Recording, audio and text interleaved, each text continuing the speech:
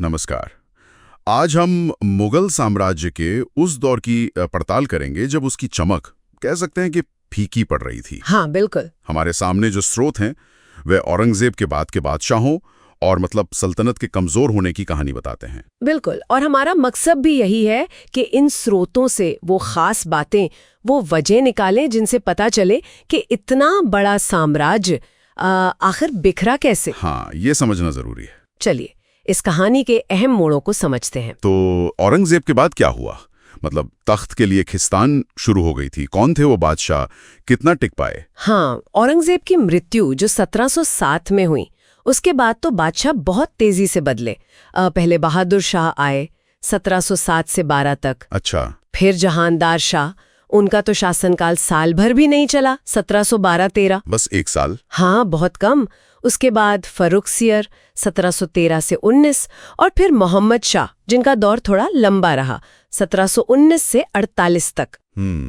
तो ये जो दौर था, ये लगातार उत्तराधिकार युद्धों का, काफी उथल-पुथल का दौर था। और जाहिर है ऐसी उथल-पुथल में ताकतवर गुट भी उभरे होंगे। हमने वो सैयद बंधुओं का जिक्र देखा है स्रोतों में। सही पकड़ा आपने।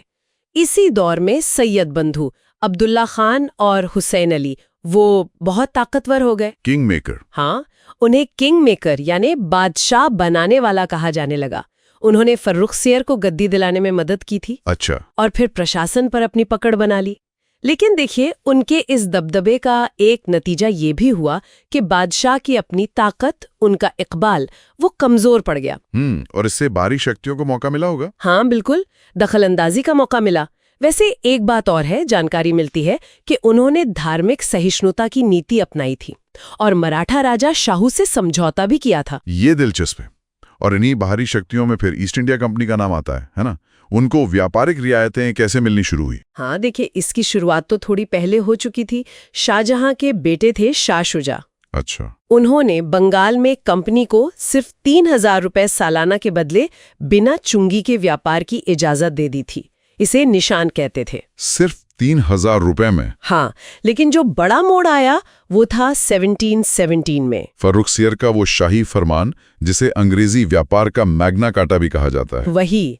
फर्रुखसियर ने 3000 रुपए सालाना के बदले कंपनी को बंगाल में मुक्त व्यापार का अधिकार दे दिया। अच्छा। और साथ ही कंपनी को माल ढुलाई के लिए दस्तक, एक तरह का पास, वो जारी करने का हक भी मिल गया। तो इसका असर क्या हुआ? सिर्फ व्यापार तक ही सीमित था? नहीं, यहीं पे असल दिक्कत शुरू हुई। हुआ ये कि कंपनी के जो अधिकारी थे वो अपने निजी व्यापार के लिए भी इन पासों का, इन दस्तकों का धड़ल्ले से इस्तेमाल करने लगे। अरे। हाँ, तो इससे जो बंगाल के नवाब थे उनको भारी राजस्व का नुकसान हुआ, और यही चीज आगे चलकर टकराव की एक बड़ी वजह बनी। प्लासी की लड़ाई वगैरह की जड़ें यही थीं। समझ गया। और ये सिलसिला रुका नहीं फिर? 1765 में जो इलाहाबाद की संधि हुई, उसने तो शायद हालात पूरी तरह बदल दिए। बिल्कुल, वो बक्सर की लड़ाई हुई थी 1764 में। उसमें हार के बाद 1765 में मुगल बादशाह शाह आलम द्वितीय को ईस्ट इंडिया कंपनी के साथ ही संधि करनी पड़ी, इलाहाबाद की संधि। और इसमें क्या तय हुआ? इसके तहत कंपनी को बंगाल, बिहार और उड़ीसा की दीवानी, लगान वसूलने का अधिकार, वो स्थायी रूप से मिल गया। अच्छा, स्थायी रूप से? हाँ, हमेशा के लिए। और बदले में बादशाह को 26 लाख सालाना पेंशन मिलनी तय हुई। तो यहीं से मुगल बादशाह सिर्फ नाम के शासक रह गए हैं, अंग्रेजों के पेंशनर। एकदम सही। यहीं से वो अंग्रेजों के पेंशन याफ्ता बन गए, और शाह आलम द्वितीय ऐसे पहले बादशाह थे जो पेंशन पर आश्रित हुए। तो एक तरफ बादशाह अंग्रेजों पर निर्भर हो रहे थे, लेकिन इस बीच सल्तनत पर और भी तो चोटें पड़ी होंगी। वो नादिर शाह का हमला, वो तो एक बड़ा सदमा था। हाँ, वो बहुत बड़ा सदमा था।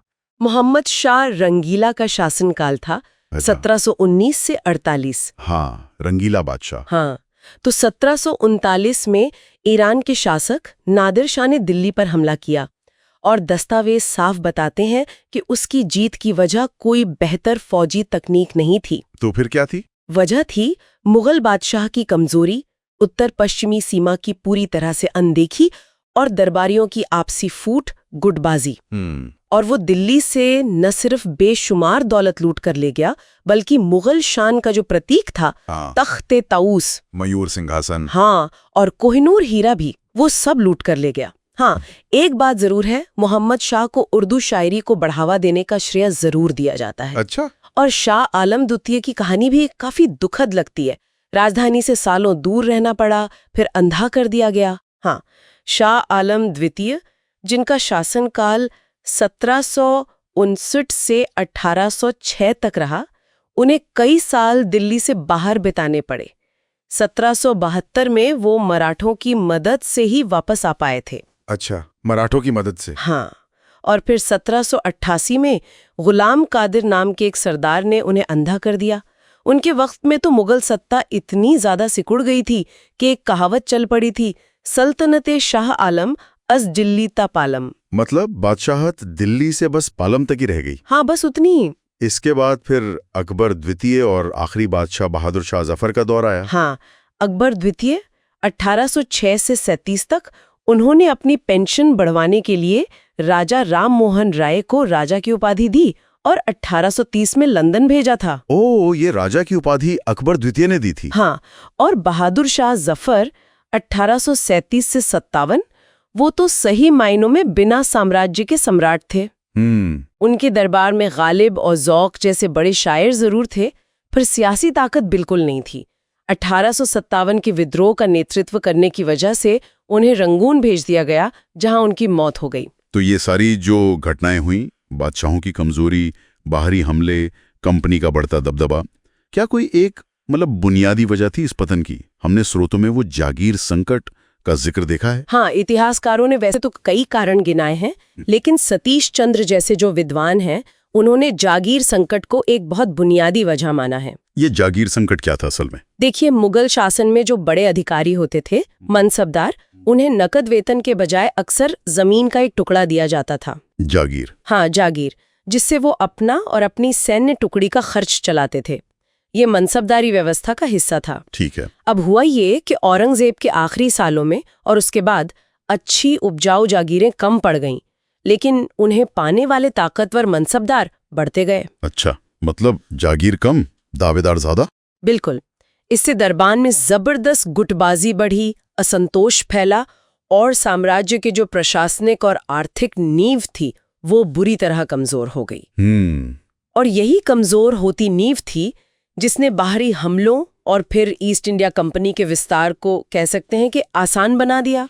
तो कुल मिला के ये एक पूरी चेन थी, बादशाहों की कमजोरी, अंदरूनी लड़ाइयाँ, जागीरदारी व्यवस्था का बिगड़ना, नादिर शाह जैसे बाहरी हमले और ईस्ट इंडिया कंपनी का बढ़ता दखल, और जो उन्हें रियायतें मिली। हाँ, रियायतें बहुत अहम थीं। इन सब ने मिलकर मुगल साम्राज्य के पतन की कहानी लिख दी। बिल्कुल, और ये वाकई सोचने पर मजबूर करता है कि अगर मान लीजिए उत्तराधिकार के नियम ज्यादा स्पष्ट होते या दरबार की गुटबाजी पर काबू पा लिया जाता, या शायद वो 1717 का फरमान। हाँ, या फिर उस फरमान जैसी रियायतें देने से पहले थोड़ा दूर तक सोचा जाता, तो क्या आज का इतिहास कुछ अलग होता? ये सवाल तो वाकई सोचने लायक है। हाँ, ये सवाल हम आगे की सोच विचार